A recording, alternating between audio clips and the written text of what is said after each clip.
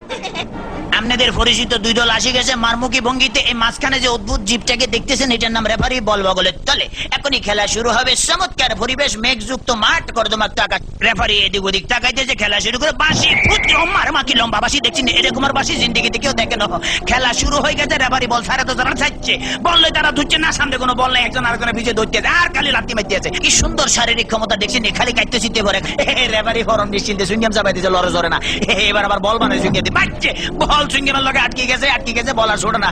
এতে কি কাম করলাম, রেফারি মুখের ভিতরে বল মারি দিয়ে, এটা তো গোল পোস্ট না, তবু মারি যে বল ছুটে না, ছুটে গেছে বল মারলো, কই মারলো আল্লাহ মারলো, একজনের পাইছে। আমা একই আলামত দেখছেন নি, বুটের লাগে সিঙ্গেম লাগছে, সিঙ্গেম লাগে বল লাগছে। এখন বল ছড়ে দেন, এখন কি করবো?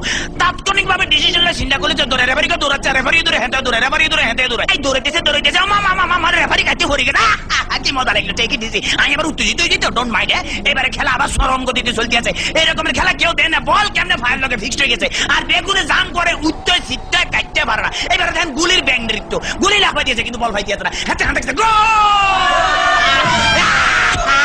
ম্যাডাম দেখছি কি খেলা দেয়, আমার ম্যাডাম মারিয়ে নামে খেলা দেন না, মার মার মার মারছে, দেখছি হ্যাট মারে দিছে কিরকম। ওরে মাগরে বল তোর পিছনের এখন গোলে যাবে, তাড়াতাড়ি দল, ওরে পিছনের বেপো তারা দেখ মার। এবার চমৎকার মারছে, ভালো খেলে। ওইভাবে আমি একটু ফানি খেলে, because I am very much tasty. খালি গলে কতক্ষণ চিল্লা যায়, ইতিমধ্যে আমার পেটের ভিতরে ভুক লাগছে, ডোন্ট মাইন্ড, আমি একটু ফ্রেশ ফুড খাবো।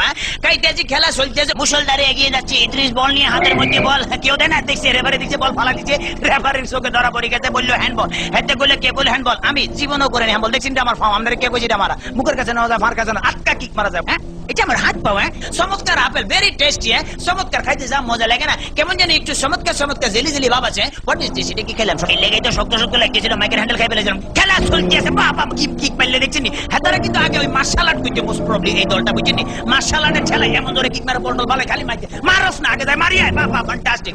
এবার আবার বললে যে সামনেটা মারিয়ে, সামনেটা মার। এবার আবার আগে সামনে করে বলে সার্ভি লেগে মারে, মার মার মার। এটা কি বলি খেলা হইতেছে না মার্শাল আর্টের একমাত্র আল্লাহ মালুম। এবার বোধহয় রেফারির ভাগ্যে খারাপই আছে না, এত বড় বাসি থেকে হাতে ঘাবড়ে গেছে, জীবন এরকম বাসি থেকে। ঠিক আছে ভাই, সরি, আমি আর মারতাম না, আমার পথ ছাড়ি দেন। খেলা শুরু হাতে ডস দিল, এমন ডস দিয়েছে ফাতুর কাটতে গেছে। এবারে বোধহয় ফাইনাল মারবো। হ্যাঁ এটিএম লইতে আছে, মারতেছে, মারতাম পাইলো না। হেতারা বুঝি পাইছে, তাড়াতাড়ি ব্যারিকেড ধরনের নৃত্যের ভঙ্গিমে আগায় যাইতেছে। এইবারে বোধহয় যাইব কিনা জানো। এবারে খেলা আবার ডস খাই গেল, সেকেন্ড ম্যান হেতো ডস গেল, থার্ড ম্যান হেতো খাইলো। এবারে ফোকন মনে মারবো না, বলার মারণ লাগে নয়, এমন টিয়া দিল যে টিয়ার লগে ফাতুর কাটতে পড়ে গেছে। মাঠ ফ্রি বললে আগায় যাইতেছে, গোল। মনে হয় আমি জিতে গেছি, মনে হলে আমি জিতে গেছি। কথা বলছি মানিকগঞ্জের ভিতর।